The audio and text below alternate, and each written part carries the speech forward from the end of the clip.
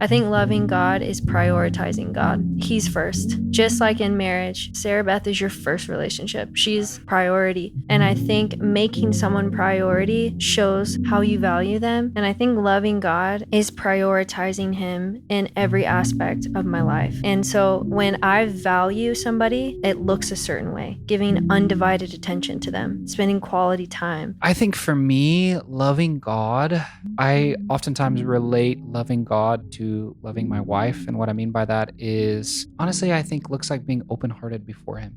I think loving God looks like being honest before Him, being in relationship with Him, spending time with Him, processing things with Him. What's up, guys? Welcome back to the Handlebar Podcast. This is our YouTube channel, and we're so glad you're here. And I wanted to tell you about two things before the episode starts. Number one, I just wrote a book, Big Jesus. This is out now everywhere that books are sold, and I want to invite you to go get that book, especially if you're a Gen Zer. Man, I wrote this book for you. My hopes is that as you read it, it will spark wonder and fascination in your heart for who Jesus is. He's a really big Jesus. Go get the book. Number two, I wanted to let you know that we here at the Handlebar Podcast are completely listener funded. You may have noticed if you're listening to the podcast platform that there's no ads. Also, we haven't done a sponsor. We've just been completely listener funded. And I want to ask you, if this podcast has blessed you, that you would consider giving. You can give on our website, which will be in the description below. You can go over there. You can donate $5, $10, $100, whatever would be a blessing to you. It would definitely bless us, and it would help us continue to build the platform, put more things out. We love you. We're so glad you're here. Enjoy the episode, and don't forget to subscribe. Welcome to the Handlebar Podcast. What's up, guys? Welcome back to Handlebar Sessions. This has been so fun doing this. It's my first one with Elissa. I think this is the only one we're doing this season. Maybe, but yeah. It'll be a good I one. don't know. So Yeah. We're here. We have Joel in the house to ask us a question. Yes. Come ask us, Joel. This is so weird. Hello again. My question to you comes from Kevin from Charlotte, North Carolina. What does it mean to love God? Thank What you, does babe. it mean? 10 minutes. We are going to go back and watch this and laugh so hard. I love Anyway. Joel. I'm glad you're marrying him. Welcome to the family. I'm glad I'm marrying him too. What does it mean to love God? Kevin, great question. You want to start or you want me to start? What does it mean to love God? Maybe you should start. You're the pastor. Yeah, but you're the worship leader. So Just kidding. what does it mean to love God? Well, obviously, the Pharisees come to Jesus, and I don't have my Bible open, so I can't give you the exact passage, but you can go Google it, read it, look at it, all that stuff. You may know it. Mm-hmm. And they say, what is the greatest commandment? And they're saying this to try and trick Jesus. And you know how the Pharisees were twisted and crooked and all of that. But Jesus tells them, the greatest commandment is to love the Lord your God with all your heart, with all your soul, with all your mind, with all your strength. And the second is like it, to love your neighbor as yourself. Right? It's the greatest commandment to love God. I guess that doesn't answer the question, what does it look like to love God? But I think for me, loving God, honestly, I think looks like being open-hearted before Him. Mm-hmm. Like, I think loving God looks like being honest before Him. I think loving God looks like spending time with Him, Mm-hmm. processing things with Him, being in relationship with Him. I oftentimes relate loving God to loving my wife. And what I mean by that is I could tell everybody that I have an amazing wife. I could tell everybody that Sarah Beth is awesome. I could sit here and talk about Sarah Beth in a really honoring, amazing way, Mm-hmm. but that's not me talking to Sarah Beth and telling her the same things that I'm saying about her, you know? Mm-hmm. So I think that causes me to, if I were going to have a conversation like that with Sarah Beth, it would cause me to probably grab her hands or maybe take her on a date, and on the date, look her in the eye and tell her I love her, or that she means the world to me, or this is a big one in our current season, that you're a good mom. I think when I tell Sarah Beth you're a good mom, I begin affirming her. Mm-hmm. It moves her heart, and I know she feels extremely loved. And I think God doesn't need us to affirm Him. Mm-hmm. He's God, but I think when our heart is honestly open before Him in prayer, I think in worship, in these places, and we begin Mhm. telling God who He is to us, I Mhm. think He feels loved. Yeah. I think that feels like when I think about loving God, like I think of when Jesus comes to Peter and says, "Who do they say that I am?" And they Yeah. give all these answers, but then Jesus looks directly at Peter and says, "Who do you say that I am?" Mhm. And he has this intimate moment where he's like, "Awesome, you're hearing things about me, but what about you, Peter? What does your heart say?" Mhm. I think for me, telling God, I think oftentimes in prayer, God, you are this to me, or God, I don't know that I believe you to be this, but would you help my unbelief and show me? I think that Mhm. that to me is loving God. Mhm. So That's a really great answer, and I agree. Um, I think too. I'm thinking of, uh, I think it's in Matthew where the Lord is addressing the Pharisees again, and He was like, "These people honor me with their lips, but their hearts are far from me." And I think that's something that you're talking about, where it's like you could tell me how amazing Sarah Beth is with your lips, but are you actually connecting heart to heart with her when you go home? And I think it's the same way, like, I view my relationship with God that way, but I would say it differently, as in, I think loving God is prioritizing God. yes, He's first. He's like, just like in marriage, Sarah Beth is your first relationship. She's right. priority. And I think making someone priority shows what you value, how you value them. And I think loving God is prioritizing him in every aspect of my life, where it's like Yes. God has first place. He is my most highest value of relationship. And so when I value somebody, when I have decided to prioritize somebody, it looks a certain way. It looks like me giving undivided attention to them, spending quality time. Um, I have like the same time every day that I spend with God in this season. Like, I'm able to have the same time every day.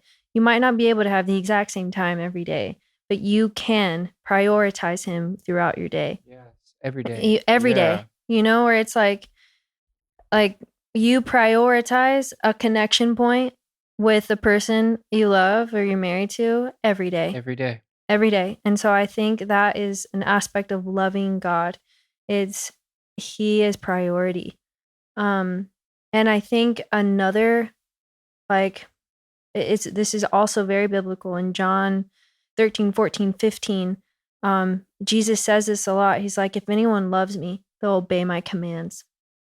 And so I think there is a biblical Wow. way of Obedience. showing God you love him by obeying him, Yeah. like by simply like honoring his word to you, where it's like, what is he saying to you? Then respond to what he says. I think obedience is simply responding to what God says. It's not necessarily what he's telling you to do, but responding when he speaks. You respond with your heart. You respond with an action. You respond with praise. You respond with song, dance, creativity, or you respond with a yes if it's like a command. Yeah. But like biblically, Jesus tells you, hey, this is how you love me. Obey. Obey my commands. And I think like it can sound so, we're so afraid of being religious and legalistic that we'll try to like say that a different way. But it's like the Bible, it's clear. Like, if anyone loves me, he'll obey my commands. And I think it's seeing his commands as as connection. It's a way to stay connected to God.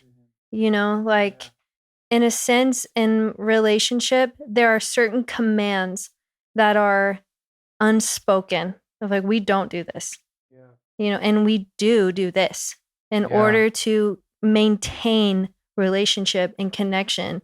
And I think in marriage, it's called Wow. covenant.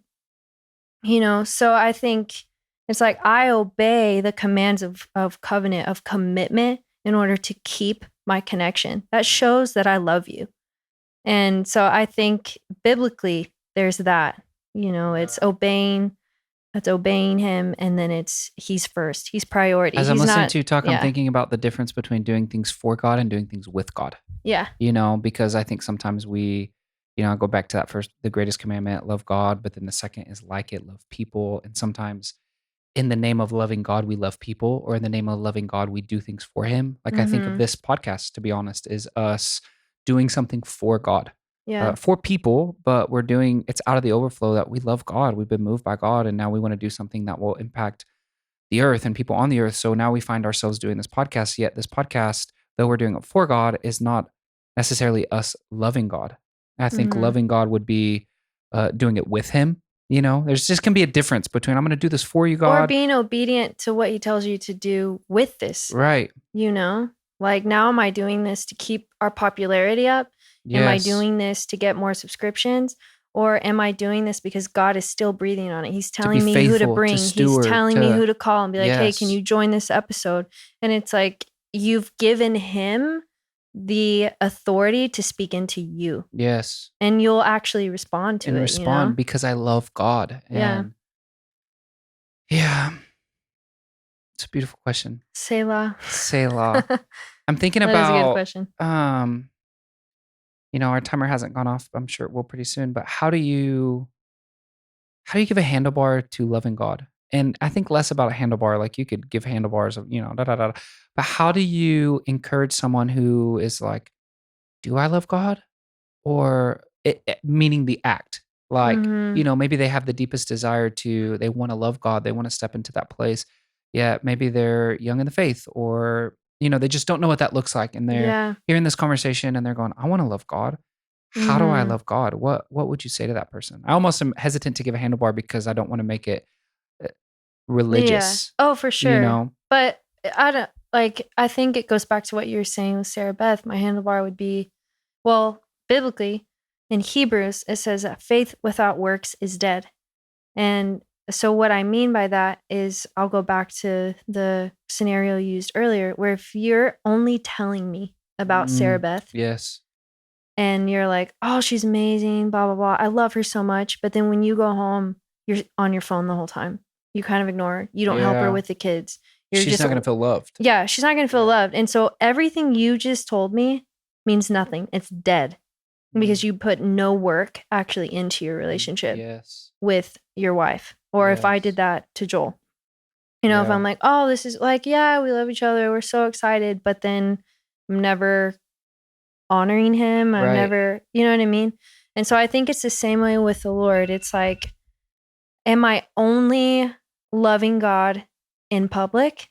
Yes. Or am I loving God in private? Yes. And I think that means like, am I able to sit with God and be with him and engage with him? Am I obedient to like, oh, I feel like I should give this homeless person money, but I don't want to. And so I don't. Well, yeah, that's loving God. That's loving God, being moved by his voice and obeying it. Yes. And I think also spending time with him, which I think I'm kind of talking in circles. Which will cause you to like lay things down. It will cause you to change what you listen to. It will cause you to change what you watch. It will cause you to, I'm even thinking about what you're saying. And there's been times that I've watched something that was seemingly not wrong or bad, but out of obedience to the Lord, I have laid that down because I have felt him saying, I want that.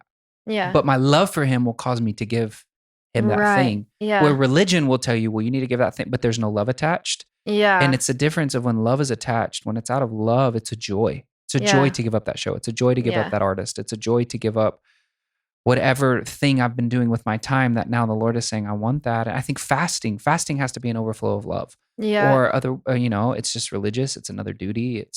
I think loving God is so central to following Jesus and being marked with him. And that was such a good question. Yeah. Yeah. It was from Kevin. Kevin from North Carolina. I almost said New Orleans. I will also say the more history you have with the Lord, the more love I think you have. The more you grow in love. Like I think about, when I first met Jesus, it was, I was being marked by him. And so I was just on fire. But now I look back at the history and I think, God, you just get overwhelmed. You get brought to tears. And so, yeah.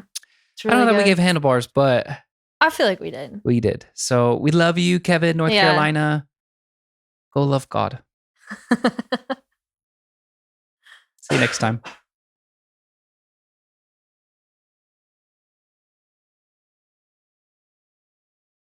What's up, guys? My name is Zay. I'm from North Carolina. I'm an active listener of the Handlebar podcast. Two things I love about this podcast is how practical it is, but also how authentic it is. And just being able to marry those two things together and just, hear the Holy Spirit voice through that, I think is an awesome thing. So if you enjoy that episode, go ahead and subscribe here on YouTube. And you can also stream on any podcast platform there is. Continue to check us out.